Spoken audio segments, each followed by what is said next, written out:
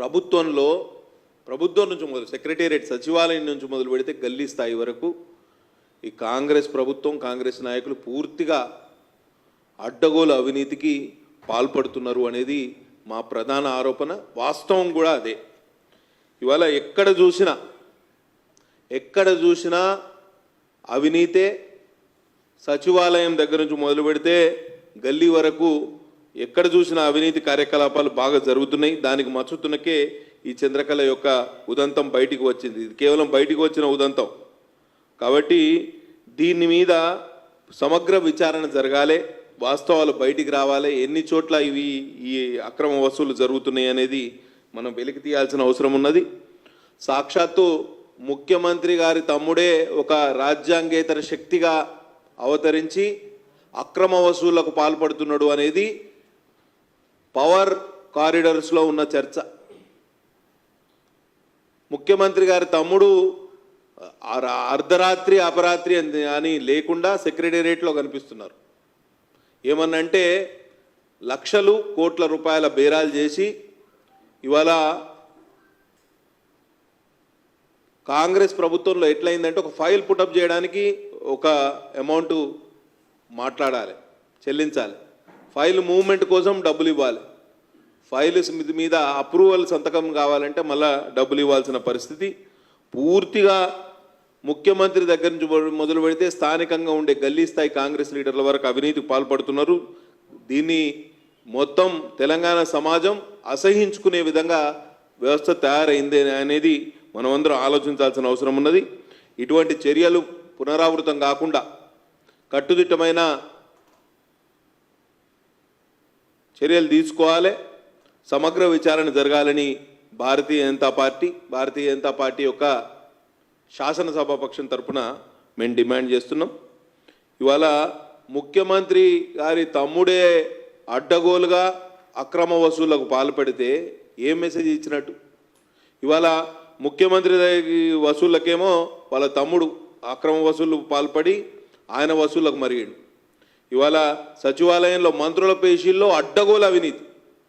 ప్రతి చిన్న ఫైల్ మూవ్మెంట్కి కూడా చిన్న ఒక కాలేజ్ పర్మిషన్ కావాలన్నా, స్కూల్ పర్మిషన్ కావాలన్నా ప్రతిదానికి అక్కడ అవినీతి. డబ్బులు చెల్లిస్తే కానీ ఇవాళ ఫైల్ మూవ్మెంట్ అది అవుతుందా కాదా అనేది పక్కన పెడితే ఫైల్ పుటప్ చేయడానికి కూడా డబ్బులు అడిగే పరిస్థితి ఉన్నది. కాబట్టి ఇటువంటి అవినీతి ప్రభుత్వాన్ని అవినీతి వ్యవస్థను ప్రజలు చీదరించుకునే స్థాయికి వీళ్ళు దిగజారారు.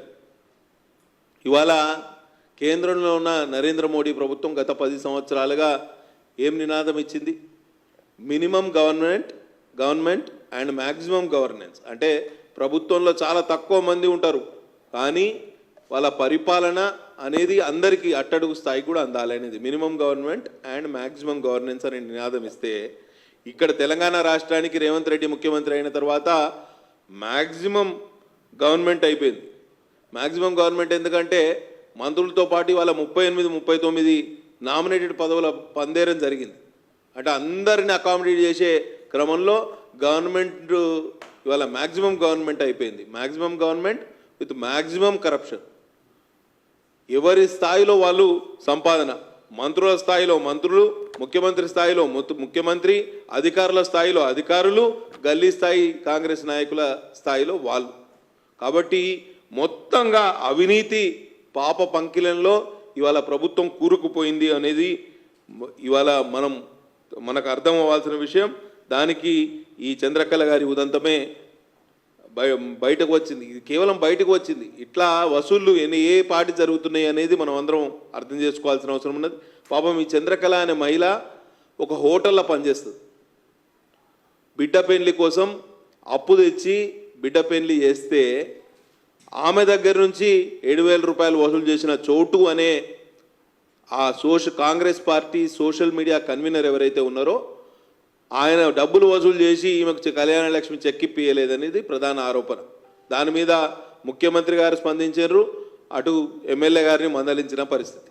అంటే మీరు చూడండి ఏ స్థాయిలో ఇంటెలిజెన్స్ ఆరా కూడా జరిగింది. అక్కడ ఒక రిపోర్ట్ కూడా తయారైంది. దాన్ని కూడా బట్టబయలు చేయాల్సిన అవసరం ఉన్నది అనేది మా ఆలోచన. తప్పకుండా ఇటువంటి ఏవైతే అవినీతి వ్యవహారం ఉన్నదో దీన్ని వెలికి తీయాలి. దీన్ని అన్నింటినీ ఎండగట్టాల్సిన అవసరం కూడా ఉన్నది.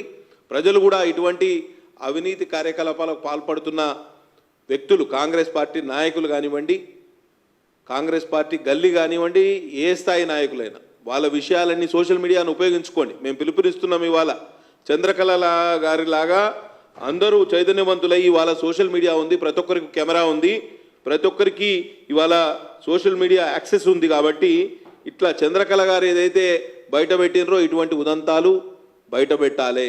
అట్లయితేనే ఈ ప్రభుత్వాన్ని మనం కట్టడి చేయగలుగుతాం. ఎందుకంటే ఒకవైపు వాళ్ళకు నెంబర్స్ తక్కువ ఉన్నాయని చెప్పి అడ్డగోలుగా ఎమ్మెల్యేలను కొనుగోలు చేసి ఆ పార్టీని లేకపోతే ప్రభుత్వాన్ని సుస్థిరంగా ఉంచుకునే ప్రయత్నం రేవంత్ రెడ్డి చేస్తున్నాడు. కాబట్టి ఇటువంటి పరిస్థితుల్లో ప్రజలకు సోషల్ మీడియా వేదికగానే వాస్తవాలు తెలిసే అవకాశం ఉన్నది. ఈ సోషల్ మీడియా లేకపోతే ఇది బయటికి వచ్చేదే కాదు. ఆమె వెంటనే ఒక వీడియో తయారు చేసి ఆన్లైన్ అప్లోడ్ చేసింది కాబట్టి ఈ విషయం బయటికి వచ్చింది, లేకపోతే ఈ విషయం బయటికి వచ్చేది కాదు. మళ్ళా ఎమ్మెల్యే గారు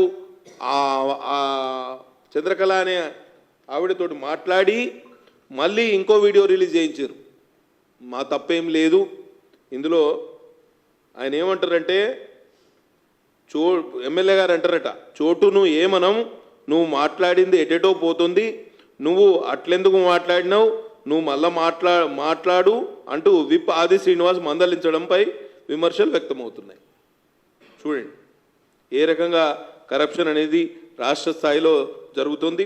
రాష్ట్ర స్థాయి నుంచి మొదలు పెడితే, సచివాలయం నుంచి మొదలు పెడితే గల్లీ వరకు, గ్రామ స్థాయి వరకు అవినీతి అనేది ఇన్స్టిట్యూషనలైజ్డ్ కరప్షన్ వైపు ఈ ప్రభుత్వం పోతుంది, వ్యవస్థీకృత అవినీతి వైపు ఈ ప్రభుత్వం పోతుంది అనేది మనమందరం ఆలోచించాల్సిన అవసరం ఉన్నది.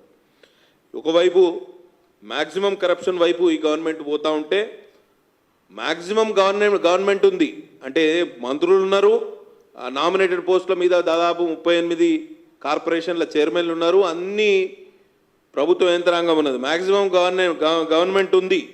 కానీ మినిమం గవర్నెన్స్ ఎక్కడ పరిపాలన మీద పట్టు లేదు. ముఖ్యమంత్రి గారికి కానివ్వండి, అధికారుల మీద అజమాయిషీ లేదు, సూపర్విజన్ లేదు, ఎవరికి వారే యమునా తీరే అన్నట్టు వ్యవహరిస్తారు. ఎక్కడ గ్రామ స్థాయిలో కానివ్వండి, మండల స్థాయిలో కానివ్వండి, జిల్లా స్థాయిలో కానివ్వండి ప్రజాపనులు ఏవి కూడా జరిగే విధంగా వ్యవస్థ లేనే లేదు. ఎవరికి వాళ్ళు హీరోలు అనుకొని విచ్చలవిడిగా ప్రవర్తిస్తున్నారు తప్పించి ఎక్కడ వీళ్ళకి న్యాయం జరిగే పరిస్థితి లేదు. ఇవాళ